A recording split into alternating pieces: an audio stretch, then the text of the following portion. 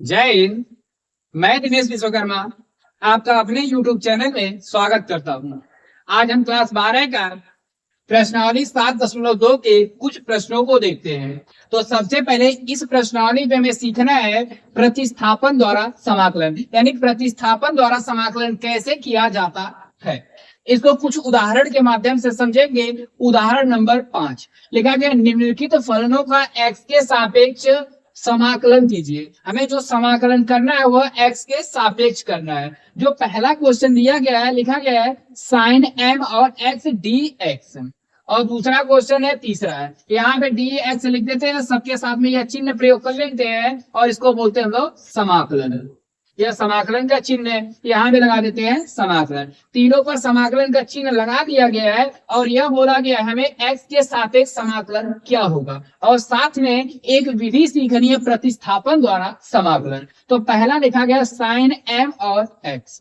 जो sign mx लिखा गया है, अगर हम मानना चाहें तो मान लेते हैं यहाँ पे m और x, यानी साइन, अगर साइन x का समाकलन देखा जाए तो होता है माइनस में कॉस x, लेकिन अगर यहाँ पर केवल x होगा तभी यह पॉसिबल है। x के साथ में हमारा mx दिया गया है तो इसको कुछ अलग मान लेते हैं, लिखेंगे माना जो भी साइन लिखा गया है तो यहाँ पे हमारा थीटा के रूप में mx था, mx को ही मानेंगे, लिखेंगे mx बराबर हमारा है t। जो भी होगा उसका हम सबसे पहले करेंगे अवकलन, जो भी मानते हैं उसका करेंगे हम लोग अवकलन। अगर यह अचर है तो अचर का सेम लिखेंगे, और x है, x का मान हो जाएगा हमारा 1, और x के सापेक्ष अवकलन करेंगे तो लिख देंगे साथ में dx बराबर में हो जाएगा d और t। एक का कोई मतलब है नहीं तो लिखेंगे एम डी एक्स बराबर में डी और टी।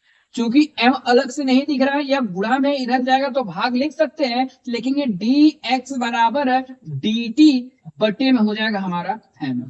अगर डी एक्स दिख रहा है, डी एक्स की जगह हम डी टी बटे m कर सकते हैं, तो लिखेंगे इंटीग्रेशन साइन, और एम एक्स की जगह हम माने टी तो लिखेंगे टी। चाहे तो इसको समीकरण 1 मान सकते हैं, उसको समीकरण मान लेते हैं 2।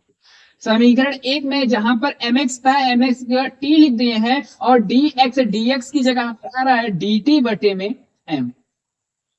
अगर यह m तो कांस्टेंट है, कांस्टेंट को लिखते हैं हमेशा बाहर, तो लिखेंगे 1 बटे m इंटीग्रेशन साइन है, साइन का हो जाता है हमारा cos माइनस में cos x, लेकिन x की जगह t है और t का मान हमारा दिया गया m और x, t लिख देते हैं प्लस में c। अगली लाइन में लिखेंगे इसे 1 बटे m, फिर माइनस को बाहर लिखेंगे, cos और t का मान हमारा दिया गया m x और प्लस में c। ऐसे जो क्वेश्चनों को सॉल्व करते हैं और इसी विधि को बोलते हैं प्रतिस्थापन विधि, यानी एक को चेंज करके हमें दूसरे तरीके से लगाना होता है और इसी विधि को बोलते हैं प्रतिस्थापन विधि। दूसरा क्वेश्चन देखते हैं। दूसरा प्रश्न लिखा गया है 2x sine x square plus 1 और dx। अगर यह पहला पद है, यह दूसरा पद है, तो दो पदों का एक साथ समाकलन हमारे लिए पॉसिबल नहीं है, क्योंकि कोई फार्मूला ही नहीं होता, तब कर नहीं सकते हैं। तो पहला पद या दूसरा पद, जब दो पद होंगे तो दोनों में से ऐसा कुछ प्रयोग करके, कुछ अलग ढूंढ करके एक पद को ला देंगे, उससे हमारा क्वेश्चन आसान हो जाएगा। तो यहाँ पे एक्स स्क्वायर प्लस 1 दिख रहा है, ठीक है। अगर यह रैखिक होता तो हम कर सकते थे, लेकिन यह रैखिक नहीं है, इसलिए नहीं कर सकते थे। जो भी दिख रहा है फालतू उसी को मानेंगे टी, तो लिखेंगे एक्स स्क्वायर प्लस 1 बराबर हमारा दिया गया है टी। जो मानेंगे उसका हम करते हैं अवकलन, तो यहाँ पर 2 हो जाएगा बाहर, एक्स अचर का हमारा 0, और साथ में लिखेंगे डी एक्स बराबर में डी और टी। चूंकि 2dx दिख रहा है, जहां पर 2dx होगा, 2dx की जगह हम लिख सकते हैं डायरेक्ट में dt, लेकिन इंटीग्रेशन, और इसको मानना चाहे तो समीकरण 1, इसको समीकरण 2। 2x dx को बदला जाएगा dt, तो हो जाएगा हमारा dt, और साइन लिखा गया था x square plus 1, x square plus 1 को लिखा गया है t। चूंकि साइन है, साइन का समाकलन होता है माइनस में cos x, लेकिन x की जगह t है तो t का डायरेक्ट मान भी रख देते हैं, एक्स स्क्वायर प्लस में 1, और कांस्टेंट हमें लिखना है c, और ये हो जाएगा हमारे क्वेश्चन का आंसर। अगला क्वेश्चन, क्वेश्चन नंबर 3 लिखा गया है 10 की power 4 under root x into sec square under root x d x बटे अंडर रूट एक्स। अब यह दो पद के ऊपर भी है, एक पहला पद या दूसरा पद यहाँ में बटे में अंडर रूट एक्स भी लिखा गया है। यहाँ पे अगर u है या v है तो दो ही फार्मूला नहीं, अगर u बटे v के है तब भी कोई फार्मूला नहीं। अब समस्या बनी, इसको देखिए कैसे लगाते हैं। देखेंगे माना अगर tan x का देखा जाए तो tan x का कोई समाकलन होता ही नहीं है, लेकिन sec x का लिख सकते हैं। तो सबसे पहले माना किसको जाए, यह अंडर रूट 2 है, अंडर रूट x है। अगर अंडर रूट x का समाकलन किया जाए तो अंडर रूट x का अवकलन किया जाए तो इसका अवकलन हमारा मिलता है 1/2 अंडर रूट x, यह तो मिल जाएगा। तो इसी से लगाना स्टार्ट करते हैं। हमें 2 की जरूरत पड़ेगी, 2 से ऊपर और नीचे हम लोग गुणा कर लेंगे। तो गुणा करेंगे तो लिखेंगे सबसे पहले माना अंडर रूट एक्स बराबर हमारा दिया गया है टी, अवकलन करेंगे तो मान हमें मिलेगा 1/2 under root x d x बराबर में डी और टी। हमारे पास 2 तो नहीं है, लेकिन under root 1 under root x है, 2 एक्स्ट्रा बच रहा है, भाग में इधर जाएगा तो गुणा में लिखेंगे 1 अंडर रूट एक्स बराबर 2 डी और टी। तो लिखेंगे इंटीग्रेशन tan की power 4 under root x into, लेकिन अंडर रूट एक्स को मान चुके हैं t तो लिखेंगे t केवल, फिर into sec square under root x को माना गया है t तो लिखेंगे t, और इंटू यह dx है 1 अंडर रूट एक्स, कुछ नहीं तो 1 के बटे लिख सकते हैं, 1 अंडर रूट एक्स को लिख सकते हैं 2 d और t। क्योंकि यह 2 कांस्टेंट इसको बाहर लिख सकते हैं, लिखेंगे 2 इंटीग्रेशन tan की power 4t into sec square t और d और t। फिर भी पहला पद और दूसरा पद जब 2 पद के रूप में होंगे तब भी हम समाकलन नहीं कर सकते हैं, तो नहीं करेंगे। इसमें से क्या माना गया, समस्या यह है। तो सबसे पहले हमें पास दिया गया tan के रूप का कोई फार्मूला नहीं है, लेकिन जो tan है उसी को मान लिया जाए। तो लिखेंगे माना दोबारा से tan t लिखा गया तो tan t दिख रहा है तो मान लेते tan t बराबर मान लेते हैं हम लोग u। अगर इसका अवकलन करेंगे तो tan का होता है सेक स्क्वायर x, लिखिए t के रूप में तो सेक स्क्वायर t। तो जब उसके साथ में d और t, क्योंकि t के सापेक्ष अवकलन है, और हमारा u का हो जाएगा du, यह sec square t dt, sec square t dt, इसको लिख सकते हैं d और u।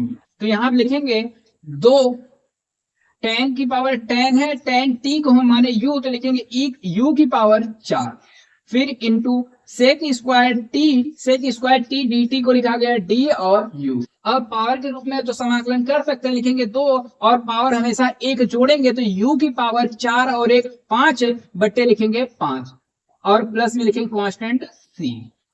साथ में यह हो जाएगा हमारा अंक 2/5, और u का मान दिया गया हमारा tan t तो लिखेंगे tan t, लेकिन t का मान भी रखेंगे और t का मान हमारा अंडर रूट x, लिखेंगे अंडर रूट x और प्लस में कांस्टेंट c।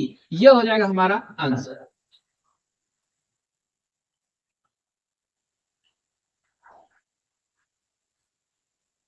कुछ फार्मूलों को देखते हैं, जैसे हमारे पास tan का फार्मूला नहीं होता और cot का नहीं होता है, इसके फार्मूलों को निकालते हैं।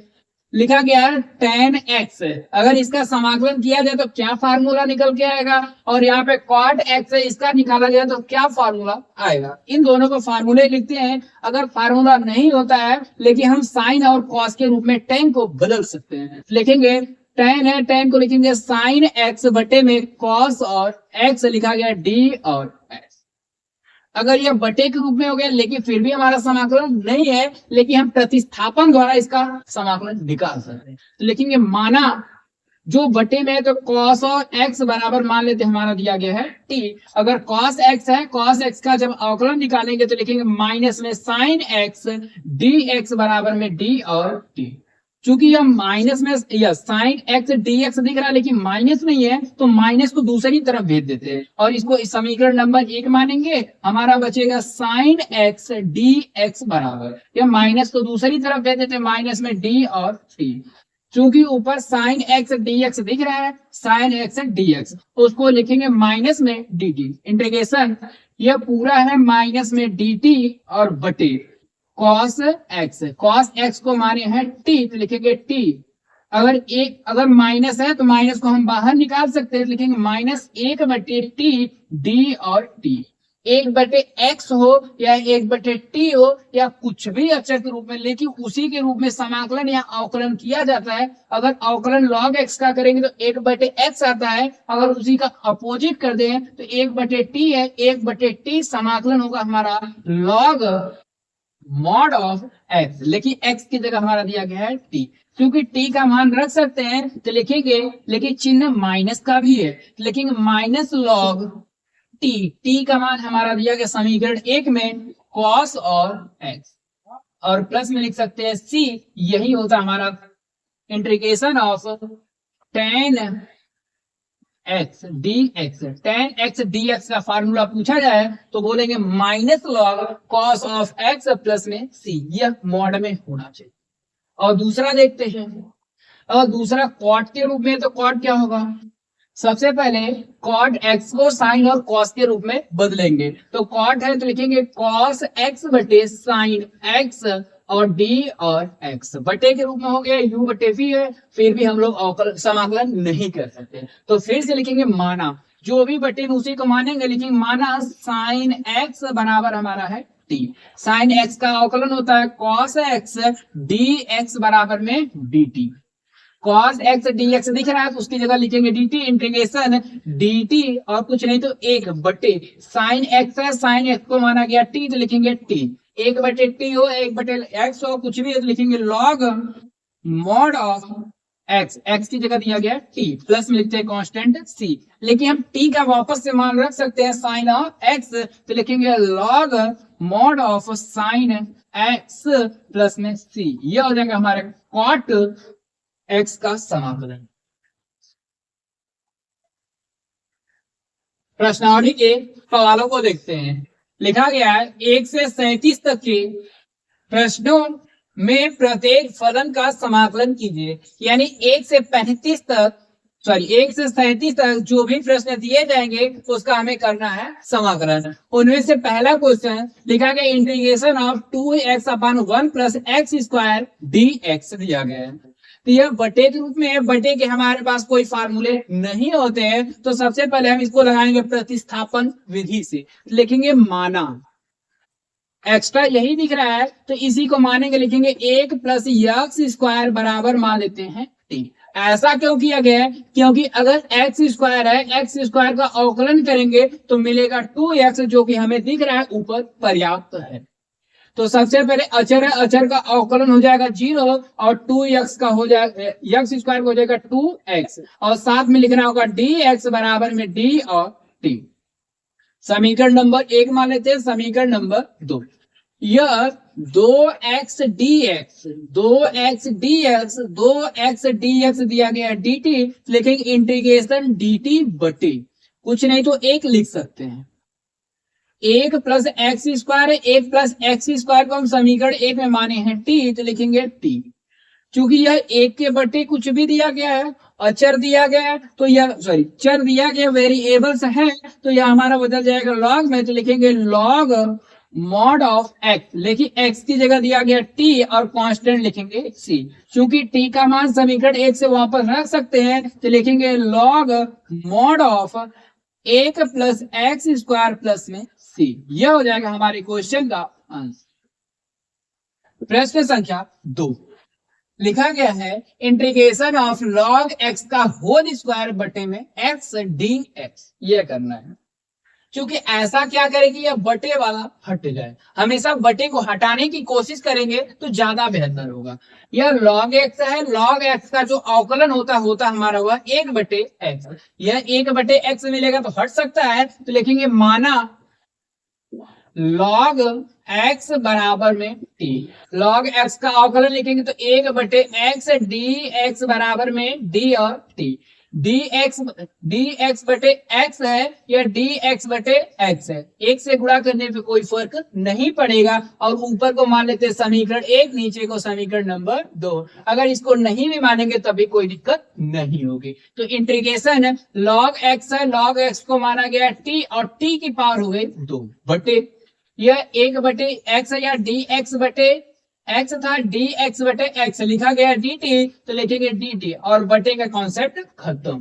पावर में कुछ भी है तो पावर एक जोड़ेंगे तो t की पावर 2 प्लस 1 बटे 2 प्लस 1 प्लस में कांस्टेंट c, और t का मान समीकरण 1 से रख सकते हैं तो लिखेंगे log x की पावर 2 और 1 में करके 3 बटे 2 और 1 3 और प्लस में कांस्टेंट c। ये हो जाएगा हमारे क्वेश्चन नंबर 2 का आंसर।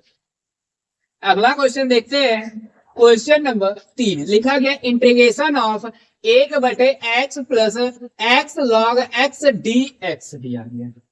देखा जाए तो यहाँ भी x है, यहाँ भी x है, log के साथ में भी x है। हम चाहें तो यह x दोनों में से कॉमन कर सकते हैं और log x है, log x को यदि t मान लिया जाए तो log x का अवकलन होता है हमारा 1 बटे x। मिलने की संभावना है तो लिखेंगे मानने से पहले अलग कर लेंगे, लिखेंगे 1 बटे x दोनों में x बचा हमारा 1 प्लस यह x कॉमन हो गया, बचेगा log और x d और x। अगर 1 प्लस log x है लेकिन एक अचर अचर का अवकलन करेंगे तो 0, ये तो ऐसे ही खत्म। log x है, log x का हमारा 1 बटे x दिख रहा है तो लिखेंगे माना 1 प्लस log x बराबर में t। एक है अचर, अचर का हो जाएगा 0। एक अचर है, अचर का हो जाएगा 0 और log x है, log x का हो जाएगा 1 बटे x और साथ में dx बराबर में dt। यह 1 बटे x dx, 1 बटे x dx को लिख सकते हैं हम dt और इसको समीकरण 1 और इसको समीकरण नंबर 2। इंटीग्रेशन ऑफ 1 बटे x dx को लिखेंगे dt और बटे 1 प्लस log x को माना गया t तो लिखेंगे t। 1 बटे t आ गया तो लिखेंगे सीधा सीधा log mod of t plus में c। t का मान रखेंगे लिखेंगे log mod of 1 plus log x और मॉड प्लस में लिखेंगे c और यह हो जाएगा हमारे क्वेश्चन नंबर 3 का आंसर।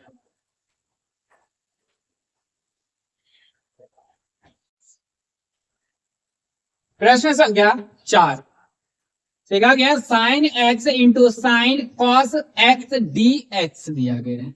तो इसको कैसे हल करें, पहला है या दूसरा, दो है लेकिन दोनों ही साइन के रूप में है और यहाँ पर बस थीटा बदल गया है। तो सबसे पहले लिखेंगे माना यह कॉस x है, यह साइन x है, साइन कॉस x। तो क्या करें कि हमें कुछ परिवर्तन करके इसका समाकलन कर दें। तो यही पे एक्स्ट्रा वाला दिख रहा है तो लिखेंगे माना साइन कॉस x बराबर मान लेते हैं t और साइन x का होता है हमारा कॉस x, लिखेंगे कॉस x। लेकिन x की जगह दिया गया हमारा कॉस x और dx बराबर में आएगा dt, लेकिन cos x के रूप में है ही नहीं, ऐसे लगाएं तो गलत। अब क्या करें, दूसरा क्या माना जा सकता है, अगर मान लें यह जो cos x है यह केवल t हो, देखेंगे क्या मिल रहा है। तो लिखेंगे माना cos x बराबर में मान लेते हैं t। अगर इसका अवकलन करेंगे तो cos x का मिलेगा माइनस में sin x dx बराबर में dt। साइन x dx दिख रहा है या माइनस एक्स्ट्रा है तो माइनस को दूसरी तरफ लिखेंगे साइन x dx बराबर माइनस में dt। तो लिखेंगे माइनस में dt, यह साइन x dx है इसकी जगह लिखेंगे माइनस में dt। तो इंटीग्रेशन साइन है और यह साइन x dx को लिख सकते हैं माइनस में dt, तो लास्ट में लिख ही देते हैं पहले माइनस में dt। और साइन है cos x को मान लिया गया t तो लिखेंगे साइन t। साइन का जो समाकलन होता है, लिखते हैं माइनस में cos x, लेकिन x t है और कांस्टेंट हमारा आएगा c, और उससे पहले चिन्ह दिया गया था माइनस। माइनस और माइनस मिलकर के हो जाएंगे प्लस cos t, t का वैल्यू हम रख सकते हैं cos x और प्लस में c। यह प्लस दो बाहर है, बाहर के प्लस को हम दर्शाते नहीं है। यह हो जाएगा हमारे क्वेश्चन का final answer. Question number 5, integration sine ax plus b into cos ax plus b dx। दोनों में देखा जाए थीटा ax प्लस बी है, ax प्लस में b, दोनों में थीटा ही सेम है, तो किसको माना जाए? पहले को मान ले या दूसरे को? क्योंकि साइन का अवकलन कॉस होता है, कॉस का अवकलन साइन, दोनों में से किसी एक को माना। लेकिन ये मान लेते हैं साइन ax प्लस में b बराबर हमारा है t की। साइन का अवकलन करेंगे तो लिखेंगे cos ax प्लस में b, और प्लस जो भी x के रूप में ट्रीट करते हैं दोबारा से उसका अवकलन करेंगे तो यह अचर है, अचर का मान हो जाएगा 0 और यहाँ पे आएगा गुणे का चिन्ह। ax है, x का अवकलन होगा 1 और a का अवकलन बचेगा हमारा केवल 1, क्योंकि 1 का गुणा x में, एक का गुणा a में करेंगे तो मिलेगा हमें a ही, और लिखा गया dx बराबर में d।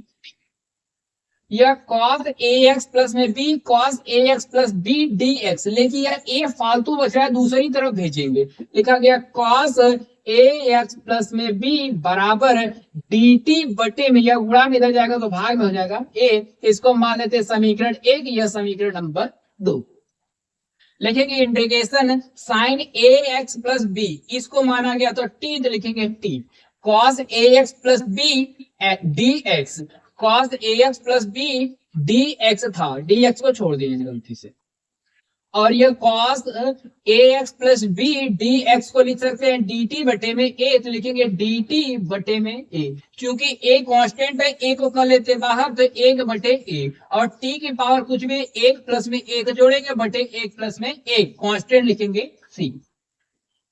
1 बटे a इंटू t है, t का मान रखेंगे साइन ax प्लस में b और पावर 1 और 1 मिलकर के 2, तो साइन की पावर 2 ax प्लस में b बटे हमारा है 1 और 1 मिलकर के 2।